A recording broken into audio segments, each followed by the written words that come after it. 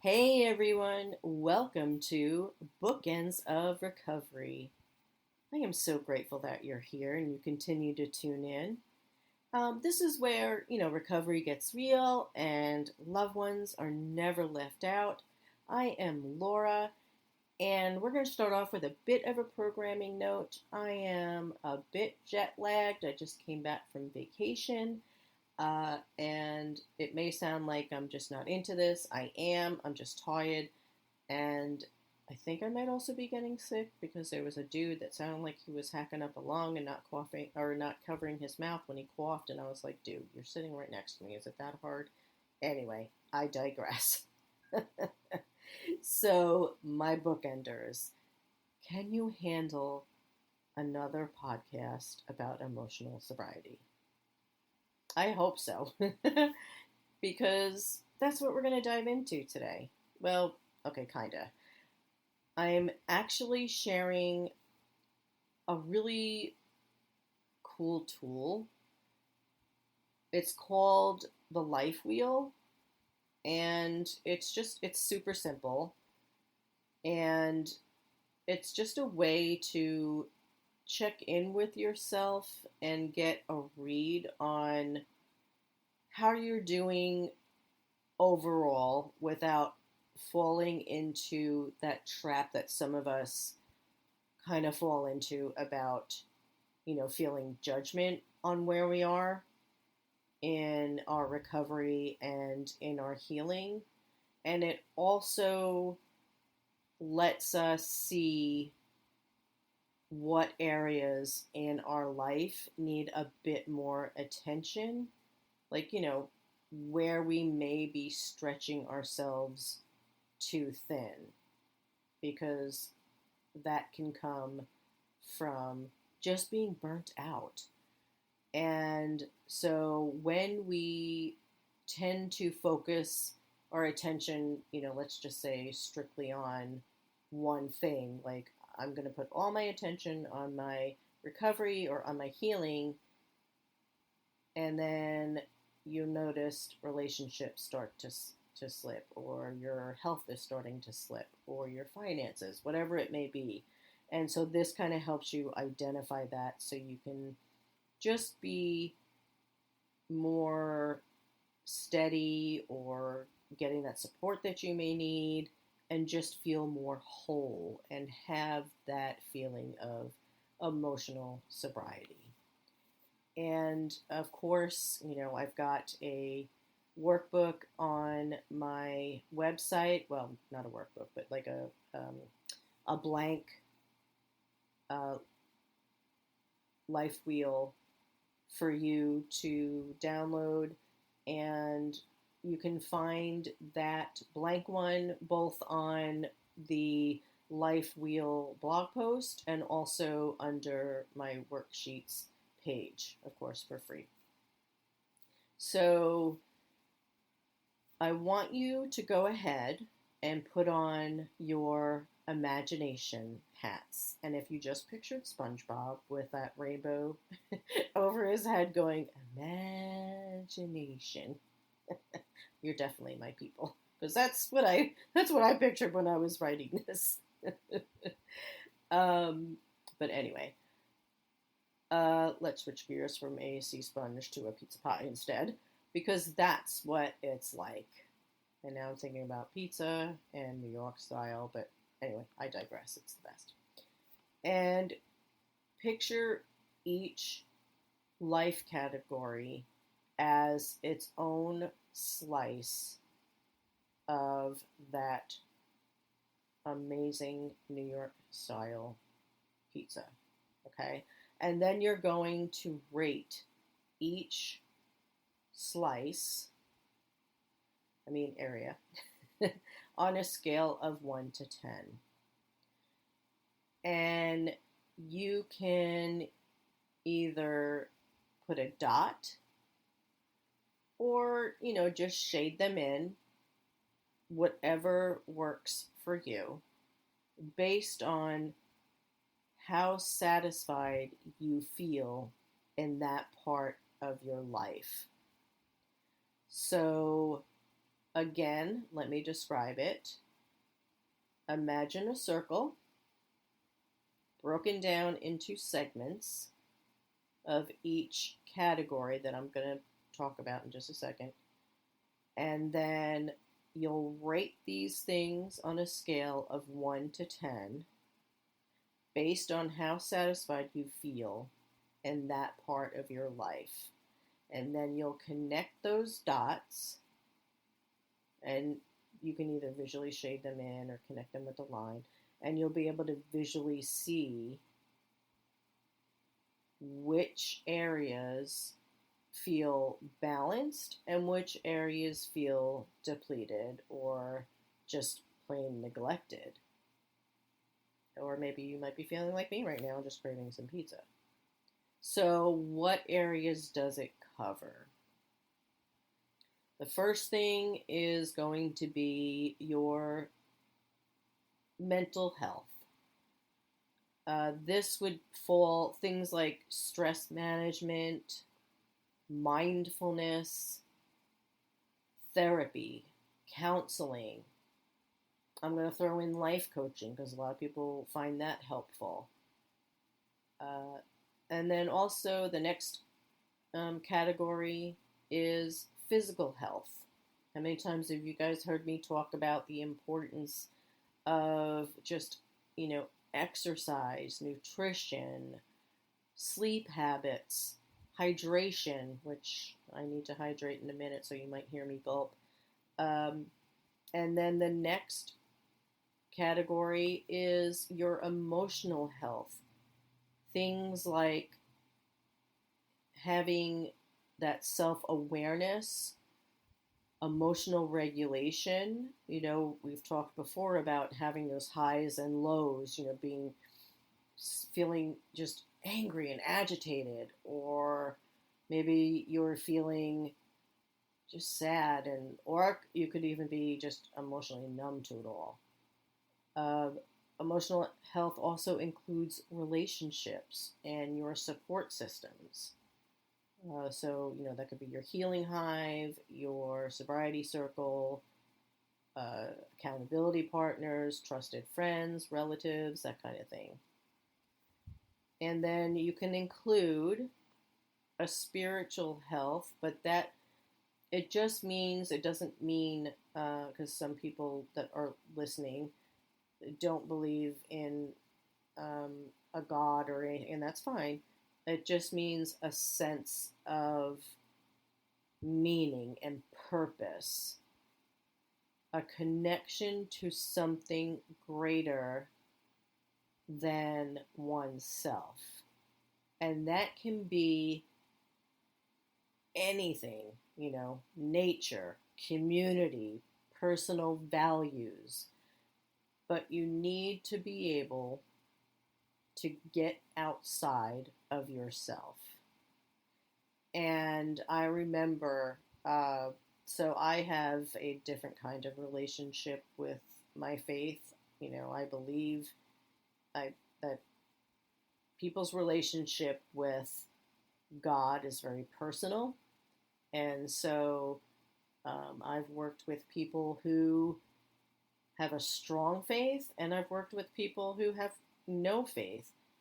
And everyone that I've worked with, they still struggle to get outside of their own brain. And so it's like, okay, all I need you to do is have the ability to let go. And I don't care if you're letting go and giving it to God, or letting go and giving it to the tree in the front yard, or letting go and allowing, your accountability to help you carry that for a little bit. Just make sure that you understand that your way has not been working and that you need to learn some tools to help you. That's all that means. Okay, rant over. Okay, the next category would be financial health. So, of course, knowing how to manage your income, your expenses, budgeting, how you address your debt, This was something that I struggled with. I did really well, and then the shit hit the fan after my first husband died, and it was like, whoa, I'm in massive debt. So you have to learn how to, as they say, adult. You got to learn how to address the phone calls, and not ignore them, that kind of thing. Pay your bills, reconcile your bank account, all those fun things. And then the next category is personal growth. So this means engaging in learning, right? Because we always want to be in a constant state of learning and growing. We want to find healthy hobbies. You can find creative expression, whatever that may look like, whether it's art or journaling or writing or gardening, whatever. And then building some skills. Maybe you're somebody who was affected at a young age and it stunted some stuff. That's okay. It's never too late to learn. I always love seeing those stories, on the internet, and I know they get recycled all the time, but I don't care. About somebody who wasn't able to either graduate from school or high school or graduate from college, and then they go back and they get a diploma and they're like 80 years old, and you're like, wow, man, that's so amazing. Well, not recently, maybe like a year ago. To me, it's recent. and it was like a grandfather and grandson graduated from the same college at the same time, and I was just like, oh my god, because he went to war and he never got to graduate, and I was just like, oh my god, this is so amazing. So just stuff like that. And then the next category is going to be family and relationships, because we want to make sure that our boundaries are healthy and that we're able to maintain them, right? There's never feel like you can't say no. If you're feeling like you're pressured, if you're uncomfortable, no. That's it. No is a complete sentence. If you're someone who's like, oh, I have to say something, just no, I'm not able to do that, or no, I'm not comfortable doing that. That's it. Uh, Supportive connections. Again, we go back to making sure that the people you're surrounding yourself with, the people you're in relationships with, that they support your healing journey and they support your journey to your sobriety. You don't want to surround people who are questioning you. Negative people drain your energy, and you want to surround yourself with people who are filling your cup. And take a look at your relation dynamics. There was a time where I was only with toxic people, and that shit's exhausting. Can't be with toxic people. Um, they just, and of course, we've always got to take a look at our FOO, right? Family of origin, and make sure that we're not carrying on that trait. We have the opportunity to make that change. And it doesn't mean we go around blaming everybody, right? Because a lot of times people are doing the best they can with the tools that they have, but we have the opportunity to be the change. And then the last one is going to be, work, career, or schooling, whatever it may be. So are you satisfied in your job right now? Are you satisfied with the purpose that you've defined for yourself? With your skills or your interest? Are you happy with that? So all these things You want to write down in those pizza pie slices and rate them from a scale of 1 to 10. So, you're probably wondering, okay, why? Like, why should I even bother doing this? Because I said so. No, just kidding. Sounds like something my mom would say. Uh, because obviously, recovery isn't just about staying sober or clean, and healing isn't just about getting better. They're about rebuilding a life that feels worth staying that way. And sometimes that means realizing that, some of your friendships may need a bit more nurturing, or that your finances are stressing you out. And it's time to learn how to start putting $10 aside and putting it in a savings account every month. And if $10 isn't available, then you start putting $5, but you just do something. Um, or you step back and you go, you know what? I haven't had fun since MTV only played music videos. And those of you who are like young and listening, yeah, MTV only used to play music videos, and I was around when the first music video dropped. So, yeah, I'm that old.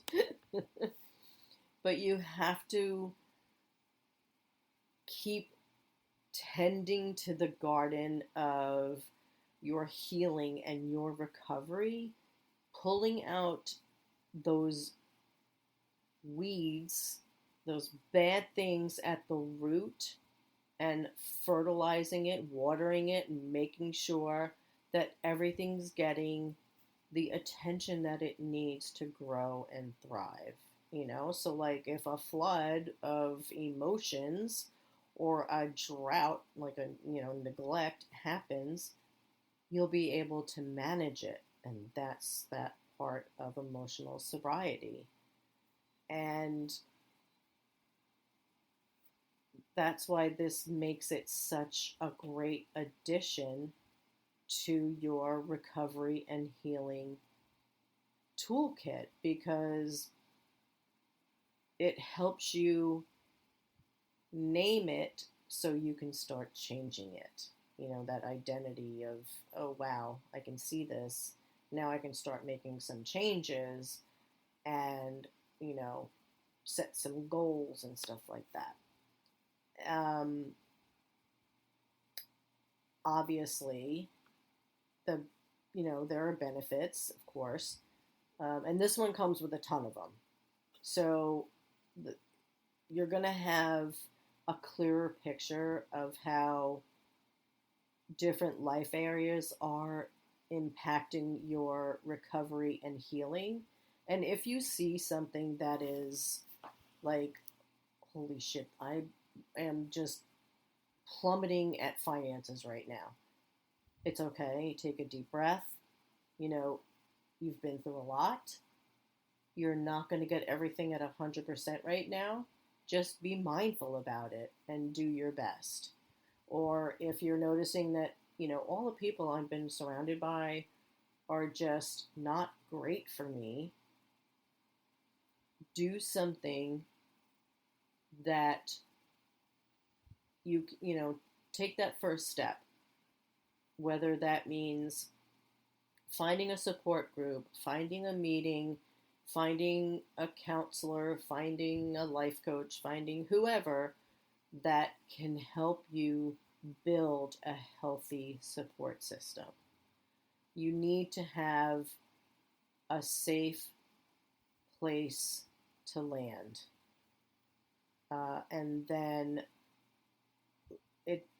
nothing happens overnight. That's just not how it works.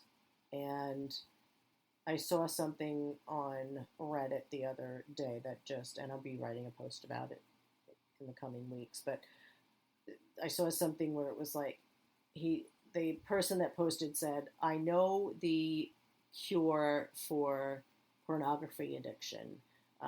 And you just have to move your body in a certain way and you'll be cured. Just message me. And so I was like, this person, like, God, you kidding me? It was like, it's a cure all. And so I looked at the profile and it said, DM me, and for $1,000, I'll tell you the cure. I don't know why this got under my skin so much, but I was just like, there are people out there who are going to waste $1,000 because they think, because they're desperate. They want everything to be okay. And I was just like, I hope nobody fell for this. This would be horrible if they did, but there's nothing I can do. I just don't like when things like this, like when I see things like this, it's just people taking advantage of other people. It takes time. There is no magic cure-all. Okay, that's my rant. Another one. Okay, but also, another benefit of doing this life wheel is, like I said, goals. It gives you that starting point. Just pick one. You don't have to pick them all.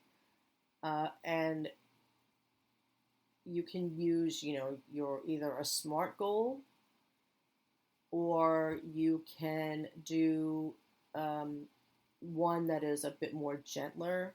Again, I have those on my worksheets, and just do what works for you. It also gives you that motivation, because you can see it. It gives you something to look at and be focused. This is what I need to do. I see it. This is an action that I can take, and then builds momentum from there.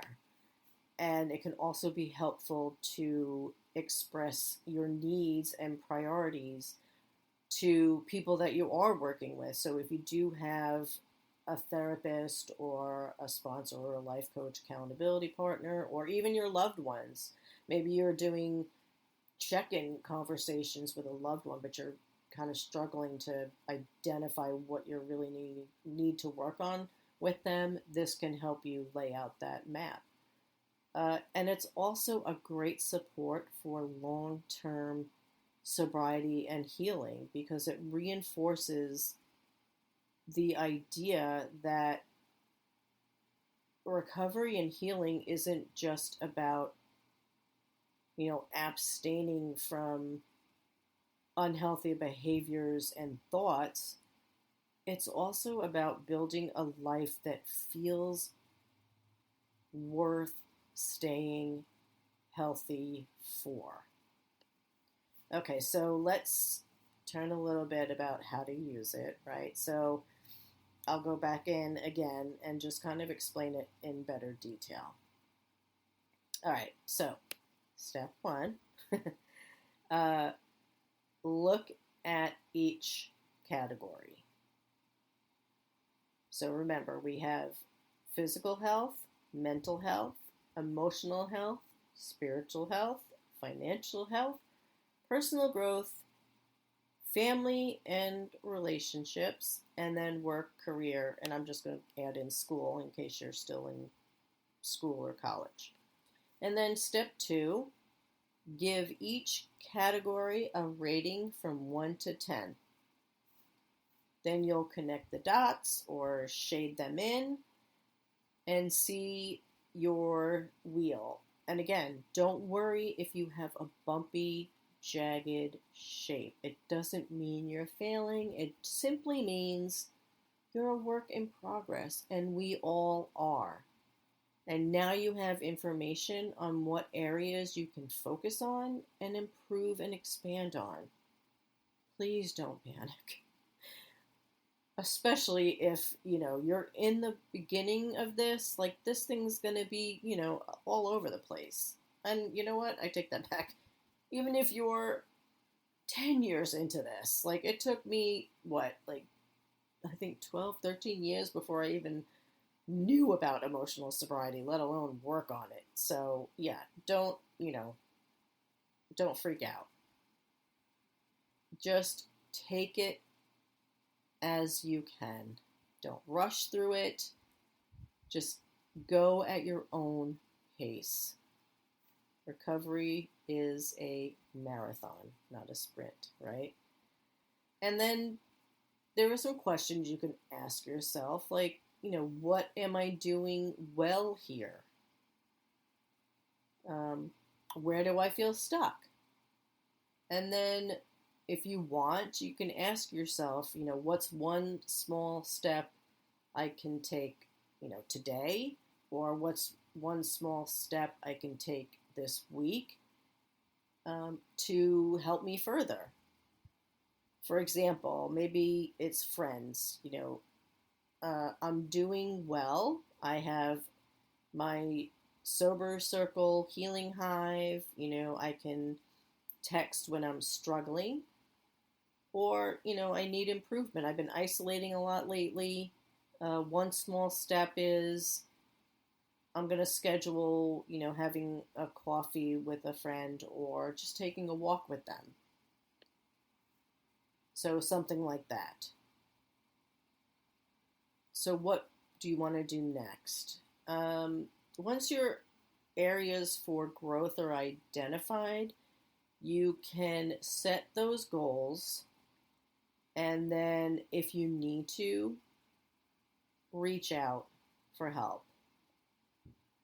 People are there to help you. So again, reach out to your counselor, your peers, your loved ones, your life coach, whoever, and then start developing healthier routines, boundaries, whatever you need to do to improve in that slice. I know I keep saying slice. It should be like section, but whatever. I can't stop thinking about pizza. And then reinvest in areas that have been neglected, especially like hobbies and rest, relationships, because when those things start slipping, that's when we get onto that slippery slope. So make sure you're paying attention to self-care. And that's it. That's the life wheel, my bookenders. It's not about perfection. It's really about having awareness and honesty and just giving yourself the tools you need to live a life that feels balanced and showing up for. So print out that sheet, grab a pen or a pencil and a pizza. Because now that's what I feel like having for dinner. Okay, anyway. And remember, you are doing much better than you're probably giving yourself credit for. All right, and I'm rooting for you. And if today's message, resonated with you, you're not alone. And don't think that you have to do this alone either. Okay? There are people out there that know exactly what you're going through. Reach out to them. As always, you can find free recovery worksheets and blog posts and practical tools over at bookendsofrecovery.com. And for deeper reflections, weekly support, and behind-the-scenes healing insights, you can subscribe to my new Substack at bookendsofrecovery.substack.com.